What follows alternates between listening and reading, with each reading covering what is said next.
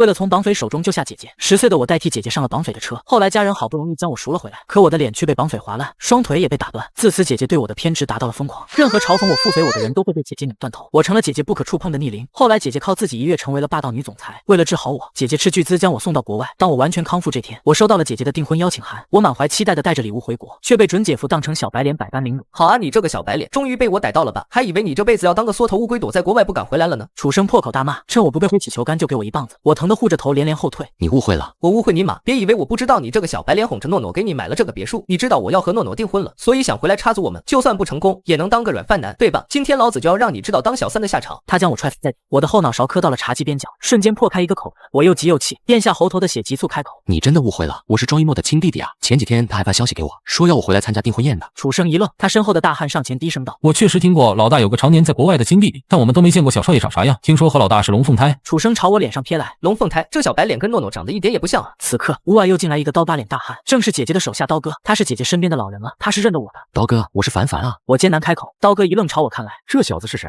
他怎么认识我？刀哥有些疑惑，楚生却又扬起手里的棍子，在我嘴上狠狠来了一下。我捂着嘴疼得再也说不出话来。他就是我跟你说过的小白脸，应该是刚才听到他们问候你了吧？刀哥摇摇头，不对呀，他刚才好像说自己是凡凡，凡凡是小少爷的名字啊，一般人不可能知道的。他快步走到我面前，捏起我的脸开始细细端详，这脸跟小少爷一点也不像啊！我的心沉了下去。整过容的我，他还没见过。对了，小少爷当年是被送出去整容的，你的脸是不是整过？刀哥也想起来了，我拼命点头，满眼希望示意他。对，我就是你们的小少爷啊！楚生在一旁满是不信，靠脸吃饭的小白脸，整过容不是很正常的事吗？刀哥抬手制止了他，脸可以造假，身份不会，搜搜他的证件就知道了。我被大汉捆了个结实，屈辱的被他们搜身。刀哥在一旁有些谨慎，怎么把他打成这样？万一真是小少爷怎么办？楚生笑了笑，怕什么？我都要跟诺诺订婚了，就算因为误会打了他弟弟几下，那也是我爱他的表现，他会原谅我的。很快，我的证件被搜了出来，楚生夺过去一看，笑出了声。你看吧，我就说这小子在骗人。刀哥凑了过去，缓缓念出我的名字：陈姐，确实是冒充的，小少爷叫庄比凡。我的心猛然往下沉去。当年出事后，姐姐便将我户口挪了出去，名字也偷偷改了，跟妈妈姓。她不想再让我被人绑架，所以这些事没有告诉任何人。我心急如焚，刀哥的眼神变得冰冷下来。这小子竟敢冒充小少爷，给我揍他！我被按倒在地上，拳打脚踢，兜里的手机掉了出来，屏幕亮起的瞬间，刀哥看清楚了我设置的屏保，他脸色大变。慢着，屏保照片正是我和姐姐的合影。刀哥颤巍巍捡起它，问我：这手机是你的？我拼命点头。一旁的楚生撇了撇嘴：道哥，一张照片而已，说不定是这小子提前 P 好的。我拼命努嘴，示意刀哥翻开手机看。他会意，将手机放到我脸前解锁，翻出了我和姐姐的聊天记录。他给老大的备注真的是姐姐啊！刀哥大惊，楚生一把夺过了我的手机。他这种绿茶小白脸光会叫别人姐姐，不然怎么傍富婆？别人怎么上他的当？他往上滑了2下，勃然大怒。好了，他不仅送你别墅，还叫你宝贝，还说以后再也不要跟你分开。我想解释，牵动了嘴里的伤口，疼得说不出话。我无声痛哭，惹得刀哥皱了皱眉。这小子性格倒是挺像小少爷的，受不得一点委屈，爱哭。要不再查查清楚，老大特别宠爱小少爷，万一他真的是，咱们恐怕吃不了兜着走啊！楚生点点头，也行，那我打个电话问一下吧。如果他真的是诺诺的弟弟，我一人做事一人当；但如果不是，他的脸色陡然变得狰狞，我会让这个小白脸后悔活在这个世界上。他命大汉将我的嘴堵上，拨通了姐姐的电话。喂，亲爱的，前几天你不是说弟弟要回来参加我们的订婚宴吗？他具体哪天回来啊？我想提前准备见面礼给他，所以问问你。电话那头传来姐姐开心的声音：难为你有心了，他说明天晚上就能回来。我心头一凉，暗道坏了，因为想给姐姐一个惊喜，所以我特意将机票改签到了今天。楚生盯着我的眼神变得阴狠，如果让他挂断电话，一切就完了。我张嘴狠狠咬下，捂我嘴的大汉痛呼一声，松开了手。姐姐救我！我拼尽全力痛吼出声。楚生脸色大变，冲过来将我踹翻在地，踩住我的嘴。电话那头姐姐有些迟疑，我好像听到有人喊姐姐救命。楚生扯出一丝笑回应他，是电视的声音。既然弟弟快回来了，那我得快点准备见面礼，先干了。电话被挂断，我心中满是绝望，嘴上传来剧痛。楚生加大了脚下的力度，臭小子竟然敢骗我，差点上了你的当。我被踩得流下了眼泪，他却仍旧觉得不解气，看着我满是泪痕的脸，楚生眼中闪过浓浓的嫉妒。你就是靠着这张脸才勾引的诺诺吧？他明明已经决定跟我订婚了，却还要给你买大别墅。身后的大汉劝他，其实也不奇怪，像老大那样的大佬都在外面养小情人，既然老大喜欢他，咱们是不是放他一马？反正您才是要和老大结婚的人，不如睁一只眼闭一只眼算了。刀哥也开了口，是啊，反正你是正室，他怎么也大不过你啊！楚生眼神松动，陷入思索。我心底涌上无限委屈，明明我是姐姐的亲弟弟，却被当成小白脸毒打。姐姐的眼光实在不怎么样。等我见到她，我一定要让她撤销这场订婚。楚生注意到了我愤恨的眼神，本来有些动摇的他瞬间大怒：你个小白脸还敢瞪我？老子今天就算不杀了你，也要废了你！他收回脚，从怀里掏出一把刀朝我脸上划来。不要！我疼得尖叫出声，楚生却加快了手里的动作。等你变成丑八怪，诺诺最喜欢的人一定就是我了。剧痛一下下传来，我疼得差点昏过去。这张脸是姐姐斥巨资找专业的医生，前前后后做了3年才做好的，就这样被他毁了。你等死吧！我咬牙切齿吐出这句，楚生彻底被激怒，你他妈还敢咒老子！他将刀划向我的嘴唇，我让你咒，我让你咒！我只觉得嘴唇一阵痛麻，再也说不出半个字。楚生还想继续动手，门外传来高跟鞋哒哒的声音。老大，您怎么来了？是姐姐，姐姐来了。我挣扎着想起身，腿弯处却传来剧痛。楚生用棍子打在我的腿弯处，我瞬间软了下去。刀哥脸色大变，催促楚生快将我藏起来。要是老大看到，肯定免不了发脾气。快！楚生和2个大汉拖着我进了旁边的厨房。刀仔，我不是让你快点布置这个别墅吗？东西呢？我也刚到，东西还在车上，我现在就让他们搬下来。刀哥带着剩下的2个大汉出去搬东西，姐姐在外面踩着高跟鞋四处查看。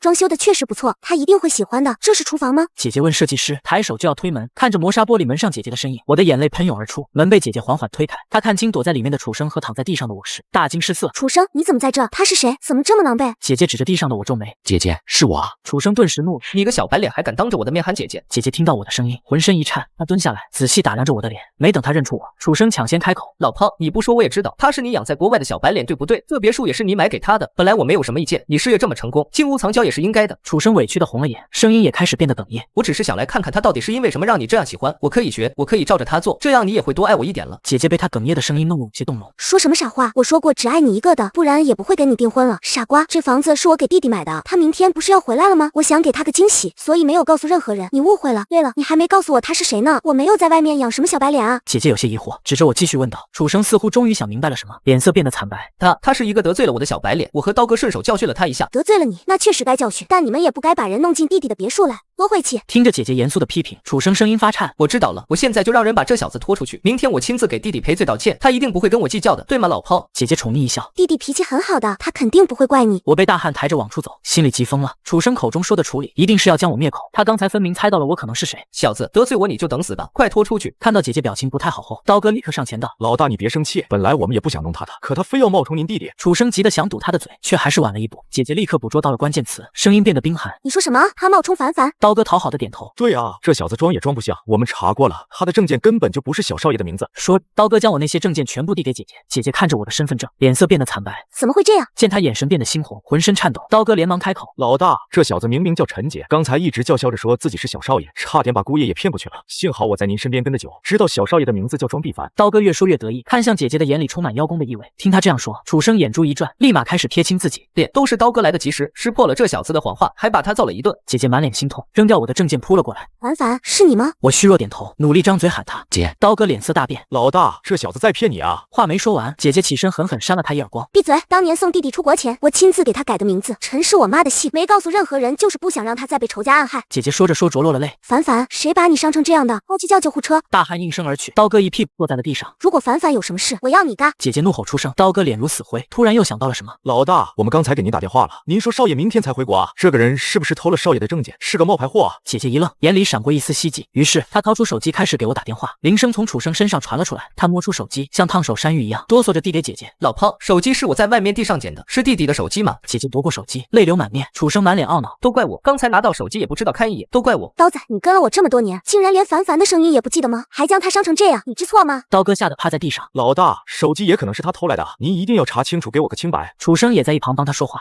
老胖，还是查清楚再说吧。姐姐试着将手机解锁，输入我的生日，开了。这一瞬间，姐姐再也忍不住痛哭失声。凡凡，我的弟弟，我要让伤害你的人全部死。老大，我没有伤害少爷啊，是姑爷他。他话没说完，就被楚生打了一个耳光。就是他伤害的弟弟。老胖，刚才你也听见了，我本来都要认下弟弟了，是刀仔跟我说他不是弟弟，是冒充的，我信了，我还让他把弟弟打成这样，都怪我，都怪我。姐姐被他们吵得有些头疼。够了，弟弟现在情况很危险，别吵。此刻，救护车已经到了别墅门外，姐姐吩咐2个大汉将我抬起，她又吩咐手下将楚生和刀哥一起带走。如果弟弟诊断结果不好，你们就等着吧。再次醒来，我已经躺在病床上，楚生和刀哥在一旁战战兢兢。凡凡，你醒了。姐姐连忙叫医生来帮我看，安慰我道：别怕，这是姐姐的私人医院，医生技术很好，他会很快把你治好的。医生过来看了我的情况后，长呼了一口气。老板，少爷的伤主要是后脑勺磕到了疤，所以他会有些脑震荡，只要挂针，吃点药休养半个月也就好了。姐姐神色一缓，那他会有什么后遗症吗？医生满脸为难，支支吾吾。少爷小时候就被毁过一次容，好不容易通过多次整容恢复了帅气，却又被人用划烂了脸，恐怕难以再修复了。姐姐猩红着眼，冷声开口：去把之前的医生请到国内来，花多少钱也好，务必要快。医生连忙应声跑了。姐姐转眼看向站在一旁的2人，是谁划伤了我弟弟的脸？说。楚生跳起来指着刀哥尖叫：是他，那把刀还在他身上。上。刀哥满眼惊恐，拼命摇头解释。老大，我跟了您这么多年，您是知道的，我跟少爷无冤无仇，不会对他下此毒手的。姐姐点点头，将刚才的2个大汉叫了进来。搜他的身。2个大汉在刀哥身上搜出了那把刀，刀哥脸色大变，指着楚生怒骂：是你趁我刚才昏过去，把他塞到我身上了，对不对？姐姐拿过那把刀，发现果然是他当年送给刀哥的那把。刀仔，你跟了我这么多年，非但认不出少爷，还这么狠辣伤害他，你说我该怎么惩罚你？姐姐眼里闪过浓浓的恨意，盯着刀哥。既然如此，那我也只能把你脸给毁了。姐姐招了招手，2个大汉拖着刀哥出去了。没一会，门外响起了撕心裂肺的惨叫声，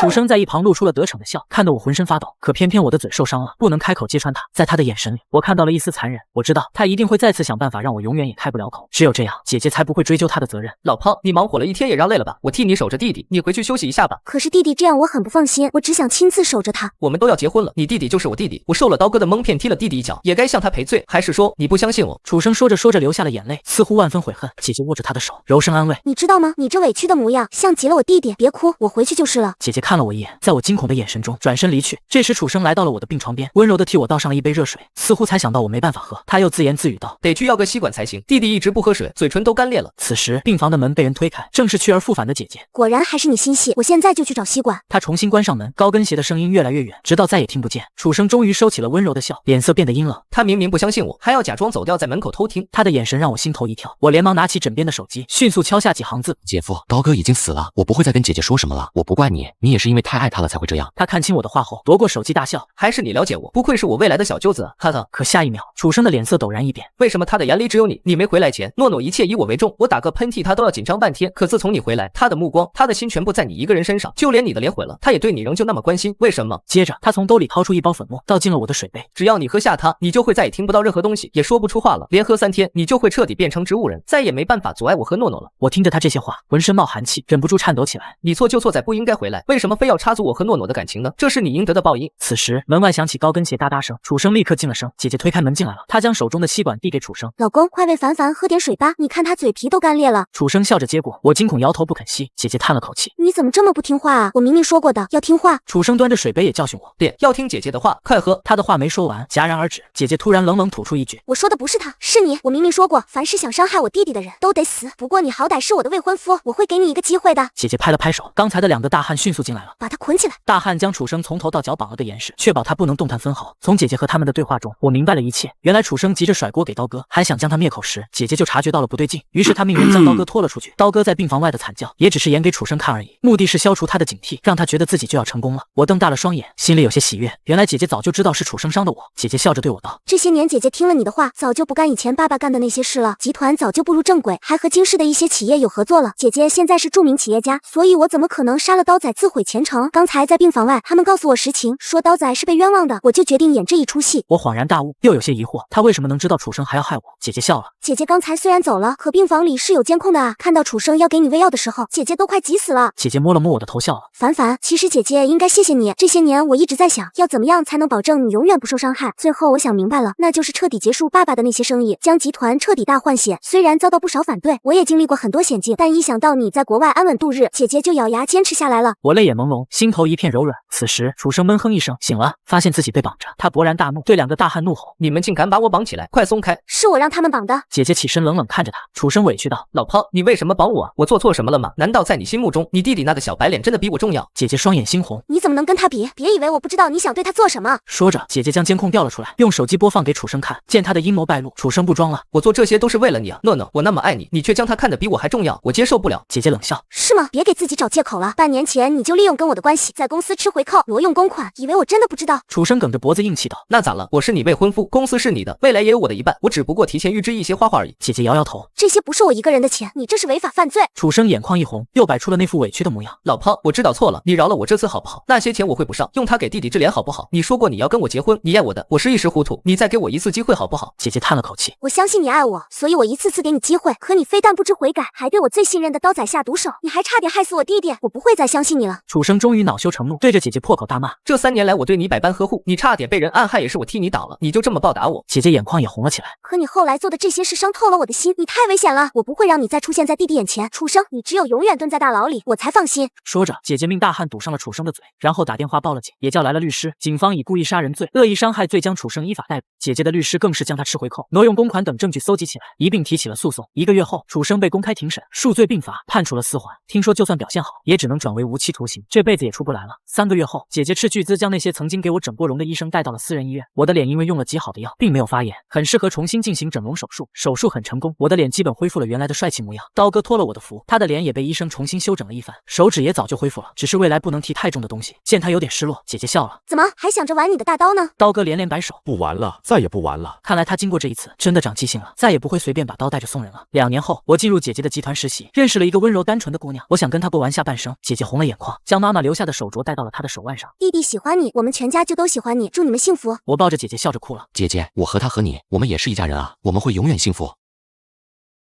被保送清北后，我决定不再参加高考。校草张晨光知道后，瞬间冲过来给了我一巴掌。高考面前人人平等，凭什么就你搞特殊？该不会是你之前的学霸身份有猫腻，怕被揭穿吧？上一世高考，张晨光语文卷上的作文跟我的一字不差，我想破脑袋也不清楚是怎么一回事。我让监考官姐姐和同一个考场的青梅帮我澄清，可他们却一起求情，让学校念在我是初犯的份上，让我再复读一次。在舆论发酵下，我成了人人唾骂的抄袭狗。因为无法自证，我被学校开除，不仅不能复读，还终生禁考。父母也被网友网暴，更是因此丢了工作，一夜白头。从云端跌入泥潭后，我抑郁成疾，可没想到，在睁眼我竟然回到了参加高考的前一周。二高子，我煮了皮蛋瘦肉粥，你吃了再做吧。二高子，这是给你压的高考作文题，按照我说的准备，作文你肯定能拿满分。看着面前的两人，我心情很是复杂。江梦瑶是我亲姐，绝对不可能害我。柳如烟跟我一起长大，虽然毒舌却一直护着我。之前有人说我坏话，她差点跟人家动手，所以不可能是他们。那到底是哪里出了问题？眼下江梦瑶和柳如烟并没有什么异常，我只能从张晨光的社交账号下手。算算时间，张晨光那篇押题的帖子他应该已经发了，可江梦瑶和柳如烟寸步不离，我只能假装肚子痛，借机要去洗手间。柳如烟眼底闪过一丝不耐烦，事儿真多，梦瑶姐都把作文题给你了，你竟然还想偷懒。江梦瑶赶紧打圆场，时间没这么紧急，你别催二高子，只要他按照我说的准备，肯定能考好。可留给我寻找真相的时间不多了。把洗手间反锁后，我立马打开了张晨光的社交账号。这时我看到了他最新发布的动态，他说自己压了高考作文的题目，发出来跟大家一起分享。看到他压的题，我瞬间愣住，这不是江梦瑶帮我压的题吗？甚至张晨光还发出了自己对作文题目的独到见解，竟然跟我随手写在草稿纸上的一模一样。动态下面全是粉丝的吹捧，博主真是人帅心善，就连压的高考题也拿出来分享，真是神仙男孩。就是这个题目，如果在考场上看到，我肯定两眼一黑。幸亏提前看了博主的分析，押题押了同一个，可能是巧合。那张晨光发出来的作文大纲，为什么也跟我的一模一样？书房只有江梦瑶和柳如烟来过，一定是他们。想到这，我不禁后背发凉。我实在搞不明白，他们为什么要这么多？思考了1个小时，我决定剑走偏锋。高考作文题目我已经提前知道，上一世被污蔑抄袭，写的其实是我最擅长的题材，虽然能拿高分，但却拿不了满分。这次我决定用文言文写作文。既然上一世张晨光的作文跟我的一字不差，那我就重新写一篇。无论得分高低，最起码能让我甩掉抄袭的黑锅。第二天一大早，我偷偷溜出家门来了奶奶家。奶奶，如果我考不上清北，你会不会很失望？傻孩子，怎么可能？奶奶只希望你能开心，就算考不上，你还有奶奶呢，奶奶养你。听到这句话，我忽然坚定了做某些事的决心。从奶奶家出来后，我接到了江梦瑶的电话。二高子，你跑哪去了？柳如烟给你送早餐，没看到人正发脾气呢。我出来买学习资料了，这就回去。用文言文来写作文这件事，我不打算跟他们两个说，毕竟上一世的抄袭事件，他俩是最大嫌疑人，所以我决定去图书馆自习室重新构思作文。况且这里也方便我查阅资料。写到大半，江梦瑶和柳如烟竟然来了，我有些疑惑，他们怎么知道我在这里？下一秒，一个冒着热气的饭盒放在了我桌上。怕你光顾着学习忘了吃饭，给你带了点吃的。柳如烟也把一个保温杯递给我。刚榨的榴莲汁，你肠胃不好，已经热过了。两人一脸真诚，怎么看也不像会害我的样子。难道是我之前想多了？可如果不是他们又是谁？我勉强挤出一个微笑。你们来的真及时，我刚好饿了，等我去洗个手，立马开动。来到洗手间，我发现张晨光果然又发了新的动态。真倒霉，好心分享自己压的高考作文题，竟然有人抄走作文大纲直接用。虽然押题不一定准，但这样做真的很恶心，所以我决定重新构思作文。配图是一个男生在图书馆自习的背影，熟悉的人都看得出来，这个背影是我。这张照片是谁拍的？评论区有人问他打算写什么，张晨光说这次想用文言文写作文。我忽然一惊，要用文言文写作这件事，我没有告诉任何人，就算是巧合，张晨光也不可能选一个自己不擅长的题材吧？我身边肯定有他的眼线，是江梦瑶还是柳如烟，还是说这两人都参与了？可他们这么做究竟图什么？二高子，你在发什么呆？我被吓了一大跳，原来是他俩来洗手间找我了。我惊魂未定，语气有些敷衍。要不你们先回去吧，饭我一会儿再吃。话音刚落，柳如烟就恼了。二高子，我们好心来给你送吃的，你这是什么态度？别以为我不知道，你这几天一直防着我们，真是好心当做驴肝肺。江梦瑶在一旁赶紧解释。如烟刀子嘴豆腐心，你别跟他一般见识。我知道你学习压力大，我们也是担心你。姐，我知道你们是为了我好，要不这几天我回学校住吧，也省得你们来回跑。柳如烟翻了个白眼，随便你，我还不想伺候了呢。说完他俩就走了，我终于松了口气。几天时间过去，文言文作文也终于收了尾，我长舒一口气。可没想到张晨光的社交账号又更新了。偷偷告诉大家，我的文言文作文写完了。配图是一张打了码的笔记，可我还是认出了作文最后几行字，竟然跟我刚完成的一模一样，甚至发布时间也比我早10分钟。我彻底崩溃，难道我重生一次，还是改变不了被抄袭的命运吗？就在这时，班主任忽然打来电话，说我被保送清北了。也就是说，我可以不用参加高考了。听到这个消息，我瞬间满血复活。我不知道这一世为什么会出现这样的变动，但我已经不想去管了。有保送清北这张底牌在，看我怎么让张晨光这个惯超付出代价。我没有跟任何人透露自己被保送和不参加高考的消息。高考前一晚，我再次修改了作文内容。不是喜欢抄吗？这次我就让他抄个够。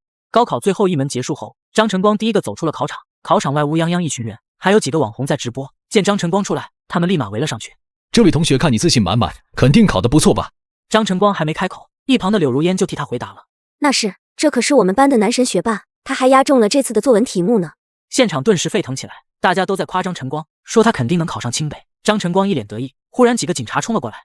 有人举报你从事不良业务，请跟我们走一趟协助调查。警察的声音透着冷厉，张晨光肉眼可见的慌了，围在考场门口的人都愣住了。怎么回事？不是男神学霸吗？怎么可能做那种事？他还是个高中生，该不会搞错了吧？难道是有人嫉妒，故意陷害？眼看着自己就要被警察带走，张晨光一听众人的议论，立马指着我大骂道：不是我，真正做那些的人是他二高子。顿时所有人都望向了我，柳如烟也跳出来为张晨光作证。晨光出自书香门第，他的爸妈都是清北的教授，怎么可能做那种肮脏事？肯定都是二高子，没有道德底线，还抄袭了晨光的作文，一定是他嫉妒晨光，所以才这么污蔑他的。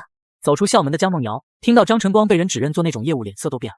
胡说八道，这怎么可能？一定是有人污蔑晨光，我敢拿着我的人品和事业作保，晨光绝对不可能做这种事。二高子是你对不对？是你嫉妒晨光，所以蓄意报复对不对？你从高考前1周就偷偷摸摸的，我知道你肯定在偷看晨光提前写的高考作文，想真正考试的时候抄。晨光都没有怪你，你怎么还倒打一耙？你真是太让姐姐我失望了。我冷冷地看着江梦瑶和柳如烟，感觉自己似乎第一天认识这两个人。这一世这两人翻脸的速度和力度，甚至比上一世更无耻。我直接甩手一人给了他们一巴掌。江梦瑶、柳如烟，你们说我高考抄了张晨光的作文有证据吗？空口见抄可是要负法律责任的。柳如烟立马回了我一巴掌。刚刚的语文作文，你明明就抄了晨光，不仅狡辩，还在这里动手，谁给你的脸？你确定我抄了张晨光？如果我没抄，你就跪下给我道歉。我确定你抄了，监控可以作证。说着，柳如烟催促江梦瑶把提前装在教室的监控录像拿出来，为她作证。可江梦瑶找出监控录像后瞬间愣住了，因为监控里显示我从第一科到最后一科，试卷上一个字都没写，也就是说我所有科目都交了白卷。周围看热闹的人越来越多。什么男神学霸，真是不嫌丢人。就是还在这污蔑同学，这个监考老师也不是什么好东西，竟然帮着外人污蔑自己的亲弟弟，哪有这样当姐姐的？真的是亲生的吗？真是长见识了。前2天我也听到了那个抄袭的瓜，这个叫张晨光的一直都在立学霸人设，还暗戳找人网暴那个男生。但我有个亲戚在这个高中上班，听说被他陷害的这个男生其实早就保送清北了，人家保送了，有必要抄他吗？真是可笑。江梦瑶听到别人的议论直接傻眼了，一脸的不可置信。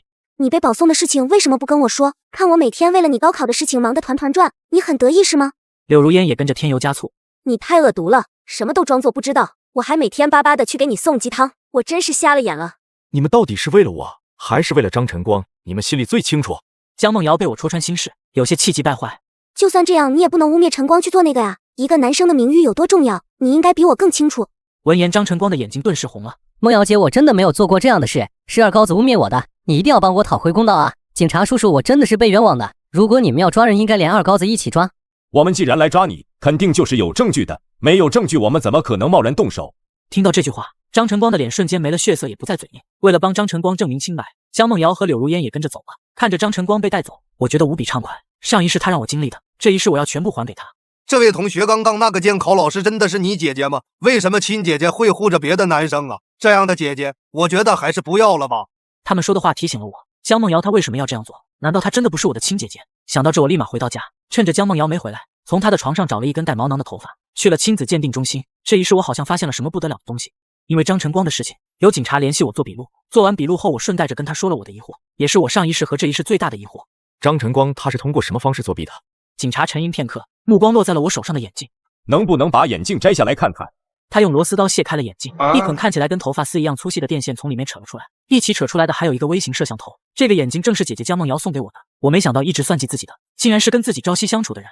第二天，我把收集好的证据提交给了学校，我倒要看看扣上抄袭的帽子后，张晨光他还怎么脱身，江梦瑶还能不能保住自己的工作。做完这一切后，我觉得神清气爽，可没想到刚走出办公室，我就被江梦瑶堵住了。如果不是跟她太熟悉，我几乎快要认不出她。她瘦了很多，憔悴了很多，头发凌乱，眼睛里也全是红血丝。二高子，这些天你都去了哪里？你知不知道我很担心？你是担心我，还是想找我给张晨光脱罪？我翻了个白眼，很是无语。江梦瑶一愣，声音有些沙哑。你怎么能这样想我？我是你亲姐姐，我们身上流着一样的血，我肯定是担心你才找你的。是吗？那你现在看到我好好的，可以放我走了吧？看着他欲言又止的模样，我往后稍微退了一步。说吧，需要我做什么？江梦瑶欲言又止，最后还是开了口。其实有一件事，你一直不知道，张晨光是我导师的儿子，我答应导师要好好照顾他的。现在他背上这样的罪名，天天要死要活。二高子，你能不能帮帮他？你想让我怎么帮？江梦瑶以为我愿意帮忙，眼神立马亮了起来。你就说晨光写的那篇作文其实是你写的，是你跟他闹着玩的，然后你再帮忙澄清一下，晨光没有抄袭你，还有之前的事情也是开玩笑的。江梦瑶，你是认真的？江梦瑶非常认真的点了点头。江梦瑶，你知不知道，如果我这样做，就是在报假警，报假警是要受处分的，这辈子都在档案里，以后可能都考不了公，你确定吗？我怒了，江梦瑶也有些恼了。二高子，你都已经保送清北了，晨光他什么都没了，你就不能帮帮他吗？姐姐从小到大没求过你，就当姐姐求求你好不好？算姐姐欠你一个人情。江梦瑶，你也说了，是我姐姐求我，可你真的是我姐吗？还是说你其实是张晨光的姐姐？听到我这么问，江梦瑶忽然脸色一白。二高子，你在胡说什么？我怎么听不懂？跟江梦瑶的亲子鉴定结果出来后，我虽然惊讶，但却在意料之中。原来江梦瑶真的不是我的亲姐，直觉告诉我这只是一个开端。于是我找人查了江梦瑶，不查不知道，一查吓一跳。原来张晨光才是江梦瑶的亲弟弟，而我才是那对清北教授的亲生儿子。当年我的亲生母亲和江梦瑶的亲生母亲生孩子，在同一个产房，虽然在一起生孩子，可是两家的家庭情况却十分悬殊。我家是书香门第，资产过亿，结交的都是名流，而张家是小康家庭，再普通不过。即使是个男孩，但能拿到手的资源也是有限的。江梦瑶是个地控，为了给刚出生的弟弟更好的生活，于是偷偷调换了我跟张晨光，所以我就从书香门第的贵子变成了普通家庭的儿子，而张晨光却被江梦瑶改了命。不过有父母的基因在，我从小就学习很好，周围邻居都说我根本不像老张家的孩子。当时的我只觉得这是一种夸奖，从来没怀疑过自己的身份。没想到我竟然真的不是张家的孩子。见我已经知道自己的身世，江梦瑶面露凶光，刚要准备做什么。我亲爱的姐姐，难道你是要准备动手吗？你确定那个张晨光真的值得你这么做？说着，我掏出手机播放了一段录音，那是我用偷偷放在张晨光身上的录音器录的。那个江梦瑶真是讨厌死了，跟那个舔狗柳如烟一样讨厌，真以为我叫她一声姐姐就真的把她当成亲姐了，真是异想天开。她充其量也就是我爸手底下的一个卡拉米，还有那个柳如烟更烦，最讨厌这些没有边界感的女人。要不是他们保证说可以让我当高考状元，我怎么可能搭理他们？听到录音，江梦瑶的脸一阵红一阵白，不过脸上的凶光倒是没了，而是变成了愤怒。估计她要去找张晨光算账了吧。她应该也想不到自己一直捧在手心的好弟弟，其实根本看不起自己，真的是因果报应。再次得知他们几个的消息，竟然是江梦瑶的死讯和张晨光入狱的消息。原来张晨光并不知道自己不是张家的亲生儿子。江梦瑶听完录音后，抱着最后一丝希望，把身世真相告诉了张晨光。她想让张晨光接受她这个姐姐，可没想到张晨光根本不信，甚至情绪有些失控。慌乱之下，他催了一把江梦瑶，而这一幕恰好被柳如烟看到。张晨光癫狂之下又跟柳如烟动了手，柳如烟倒是伤势不重，但江梦瑶却因为失血过多，送医不及时没抢救过来，而张晨光也被判了无期徒刑。得知这个消息的我震惊不已，但转瞬后又觉得情理之中，毕竟这是他们三个人之间的因果报应。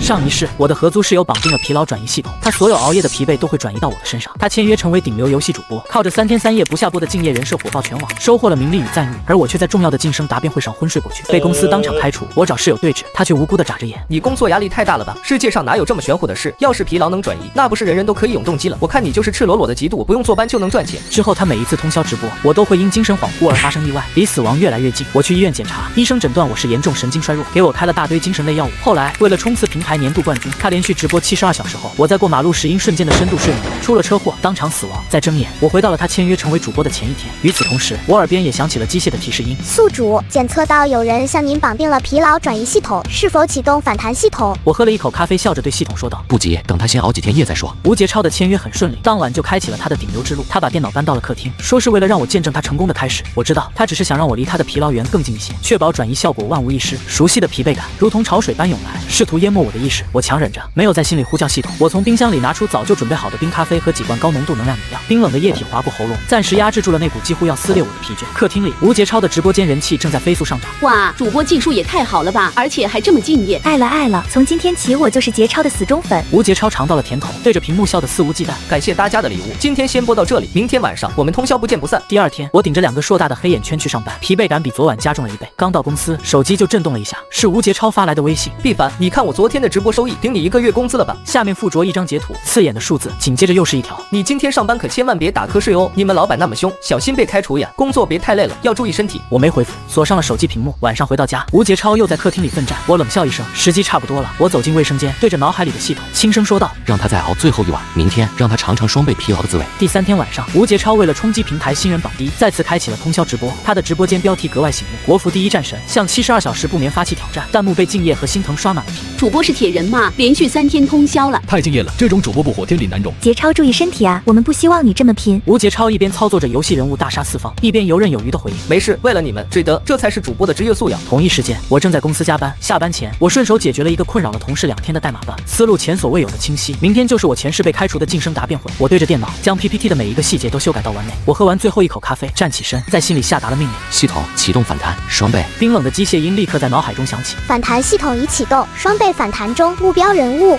吴杰超。客厅的直播间里，吴杰超正笑着感谢一个粉丝刷的火箭，感谢杰超我的保送的火箭，老板大气。话音刚落，一个巨大且无法抑制的哈欠从他嘴里冒了出来，眼泪瞬间就飙了出来。他手上的操作一顿，游戏里的人物走位失误，被对方抓住机会一套带走，屏幕瞬间变成了灰色，弹幕停滞了1秒，然后开始出现疑问：主播是不是困了？错觉吗？刚刚那个走位也太菜了吧！吴杰超连忙揉了揉眼睛，嘴硬的解释：没有，就是灯光太刺眼了，眼睛有点不舒服，小失误，下一把就当着你们的面杀回来。他强打起精神，开始了新的一局，但没过10分钟，又一个哈欠袭来，这次他甚至来不及捂嘴。紧接着第3个、第4个，他的操作开始变形，走位梦游，技能乱放，之前那个大杀四方的战神变成了一个移动的提款机。主播你行不行啊？怎么一直在送？是不是本人在打？怎么感觉换了个人？退钱，这看的什么玩意儿？困了就下播吧，别硬撑了，看得我难受。吴杰超的脸色越来越难看，他不停地喝着能量饮料，甚至开始掐自己的大腿。都说了我没困，是状态不好。在一波决定胜负的关键团战中，他控制的英雄需要打出关键控制，所有粉丝都屏住了呼吸，然后他们就看到吴杰超的脑袋猛地往下一垂，他整个人趴在了键盘上。几秒钟后，麦克风里传出了轻微的鼾声，直播间安静了2秒，然后彻底爆炸了。卧槽，睡着了，真睡着了！前有直播睡觉月入100万，今有国服战神通宵猝死，年度最佳下饭视频诞生了。主播睡着了的切片，在短短10分钟内被录屏传遍了全网。我神清气爽的加班结束，回到家，客厅里一片狼藉，电脑还亮着。吴杰超的房门打开，他从里面走了出来，双眼布满血丝，脸色惨白，眼神里全是茫然和不可置信。他看到我，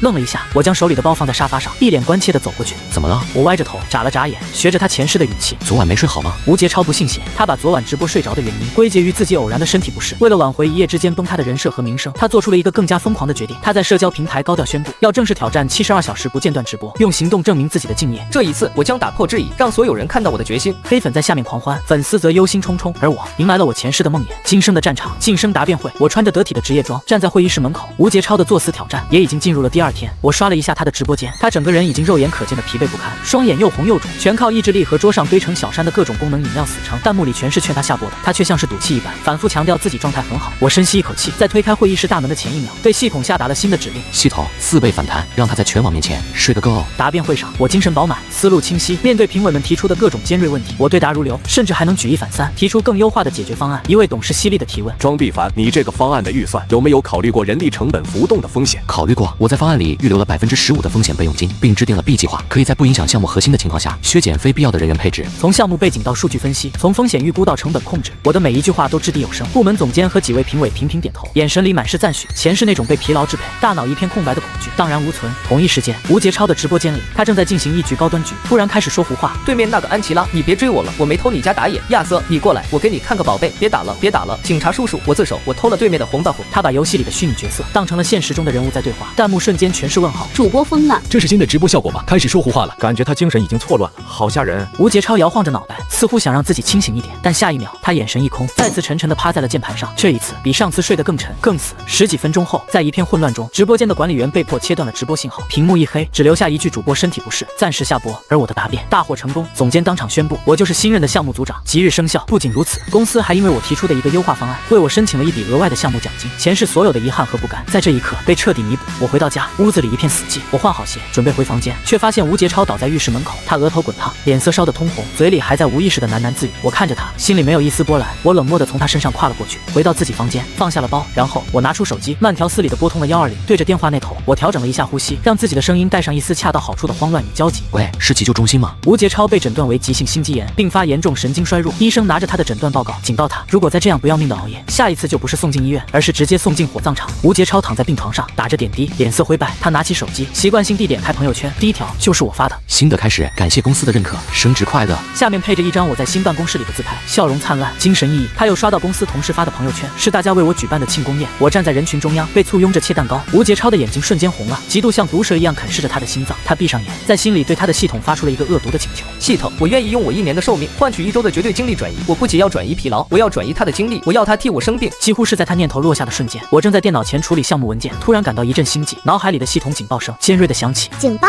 检测到宿主生命力正在流失，对方已启动高级掠夺模式，生命力转移，是否立即启动高级反弹模式？我瞬间明白了吴杰超做了什么。这个恶毒的男人在发现疲劳转移没用之后，竟然开始打我寿命的主意。我没有一丝一毫的犹豫，是立刻启动高级反弹，双倍反弹。高级反弹系统已启动，生命力流失将对掠夺源头进行双倍反弹。病房里，吴杰超刚感觉到一股暖流涌遍全身，之前所有的疲惫和病痛都一扫而空。他正准备拔掉针头，办理出院手续，去大干一场。突然，一股无法形容的剧痛从他心脏处炸开，他发出一声惨叫，一口鲜血猛地喷在了雪白的床单上。医生和护士紧急冲了进来，只听见医生大喊：“快，准备除颤仪！病人血压掉得太快了，这不科学！”他们对他进行抢救，心电监护仪上的数据疯狂跳动，各项生命体征都在以一种恐怖的速度衰退。抢救结束后，吴杰超奄奄一息地躺在床上，连呼吸都带着剧痛。我提着一篮水果出现在他的病房门口，看着他那张如同金纸的脸，故作惊讶地开口：“哎呀，怎么病得更重了？”我削了一个苹果，慢悠悠地递到他嘴边，他没有力气张嘴。我自顾自地把苹果放进嘴里，咀嚼着。你看你年纪轻轻就把身体搞垮了，以后还怎么当你的大主播赚大钱啊？我的每一句话都像刀子一样扎在吴杰超心上，他死死地盯着我，看着我红润饱满的脸颊，精神奕奕的眼神。他瞪大了眼睛，用尽全身力气从喉咙里挤出几个字：“是你。”他的瞳孔里充满了恐惧。你也有系统？我看着吴杰超那张因恐惧而扭曲的脸，笑了笑。我没有承认，也没有否认。你还是好好养病吧。我转身走出了病房，顺手关上了门。吴杰超在病房里崩溃了，他不顾护士和医生的阻拦，强行拔掉了手上的针头，办理了出院。他要找到证据，他偷偷回了我们合租的公寓，趁我不在家的时候，他在我的房间里安装了一个摄像头，位置很刁钻，正对着我的书桌。他想拍下我使用系统的证据。我一回到家就察觉到了，我装作毫无察觉，像往常一样处理工作。过了许久，我伸了个懒腰，像是自言自语，又像是对空气中的某个存在许愿。系统啊系统，快让吴杰超的直播间被永久封禁吧！正在另一个房间用手机实时监控着画面的吴杰超看到这一幕，欣喜若狂。他终于有证据了，他立刻把这段视频保存下来，连夜冲到了他签约的直播平台公司。他拿着手机冲进负责人办公室，把视频拍在桌子上。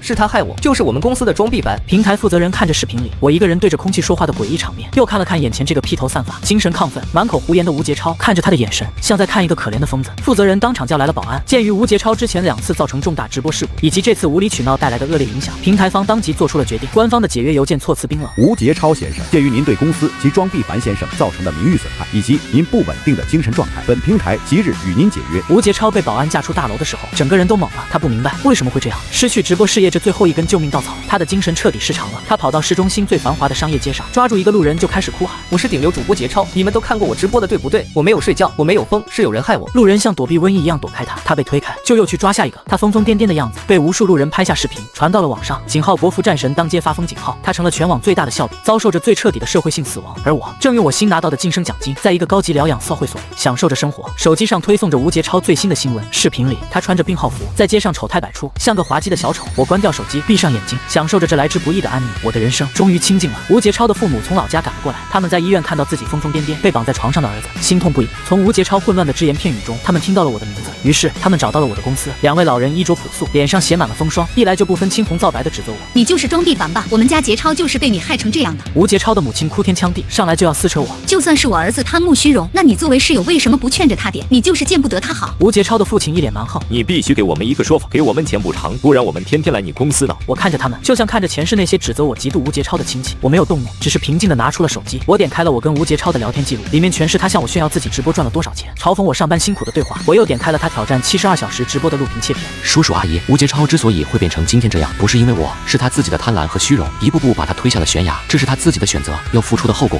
吴杰超的父母根本不信，他们认为我是在推卸责任，开始在公司大厅里撒泼打滚，黑心公司逼死员工，还我儿子。他们的大吵大闹引来了很多同事的围观，最后公司的保安把他们强行请了出去。他们没有善罢甘休，但我已经没有耐心陪他们演戏了。我拿出吴杰超之前在我房间安装的那个针孔摄像头，直接报了警。我报警的理由是个个人隐私被侵犯以及长期受到骚扰。警察很快就上了吴杰超父母暂住的那个小旅馆的门，两位老人还在骂骂咧咧。结果在吴杰超的行李箱里发现了警察要找的摄像头，以及医院开具的大量精神类药物和一本写满了胡言乱语的日记。日记本里用血红的字迹写着：膝盖他，举带他，我才是主角。在如山的铁证面前，吴杰超的父母终于崩溃了。吴杰超的父亲看着日记本，双手开始发抖，他母亲则瘫坐在地上，眼神空洞。他们终于意识到，他们的儿子是真的疯了。他们心力交瘁，一夜之间苍老了10岁。最后，他们决定带吴杰超回老家，那个生他养他的小县城。离开的那天，我去送了他们，我没有带任何东西，只是站在车站，远远的看着。被父母架着的吴杰超看到了我，他像是受到了巨大的刺激，疯了一样想朝我冲过来。他被他父亲死死的拉住。是你害我，是你害我。我看着他被强行拖上远去的火车，脸上没有一丝表情。你错了，不是我害你，是你自己害了你自己。回到老家后，吴杰超的身体以一种肉眼可见的速度衰败下去。他每天躺在床上，连下地的力气都没有，但他不甘心，毁掉我成了他活下去唯一的执念。他把父母给他看病的钱偷偷的一点点攒了起来。他用尽各种办法，通过网络联系上了一个技术高超的黑客。我后来截获了他们的语音，他的声音嘶哑又怨怼。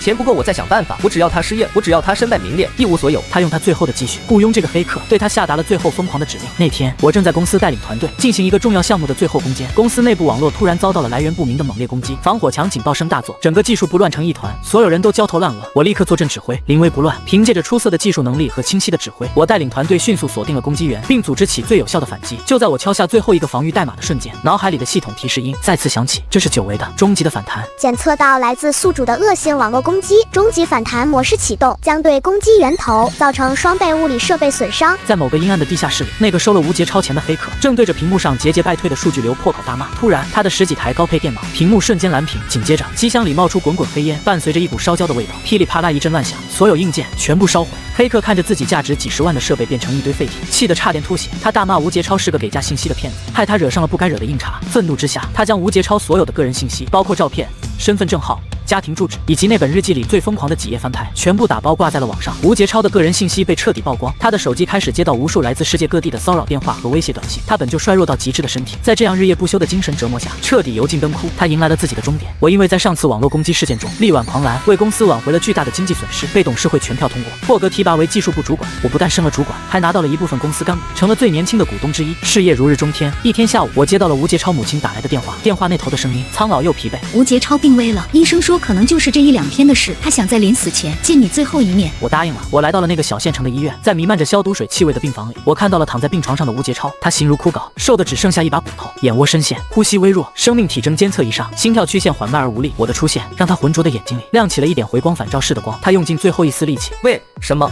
我明明可以成功的。我走到他的床边，俯下身，凑到他的耳边，我用只有我们2个人能听到的声音，轻声说出了那个让他至死都不解的真相。因为我重生了，上一世你就是这样榨干我的精力，耗尽我的生命，最后害死我的。我能清晰地感觉到他的身体猛地一僵，我没有停下，继续用最平静的语气给他示意最后的暴击。还记得我那场今生答辩吗？上一世我就是在那天被你害得丢了工作，这一世我在你直播睡着的时候拿回了本该属于我的一切。你绑定了疲劳转移，想把我当成你的电池，很不巧，我绑定了反弹系统，你对我做的每一件恶毒的事都会加倍，甚至10倍的回到你自己身上。吴杰超的眼睛猛地睁大，那双眼睛里充满了无尽的恐惧、极致的悔恨和彻底的绝望。下一秒，病房里响起了刺耳的警报声，监测仪上那条代表心跳的曲线变成了一条笔直的、冷酷的直线。他眼睛里的光彻底熄灭了，最后定格的表情是无尽的悔恨。我直起身，面无表情地看着这一切。吴杰超的父母冲了进来，对着他的尸体嚎啕大哭。我没有理会，转身走出了病房。外面的阳光正好洒在我身上，暖洋洋的，纠缠了我2世的噩梦终于彻底结束了。吴杰超死后，我的生活彻底归于平静。我在技术部主管的新岗位上游刃有余，得心应手。我带领团队攻克了一个又一个技术难关，为公司创造了巨大的价值。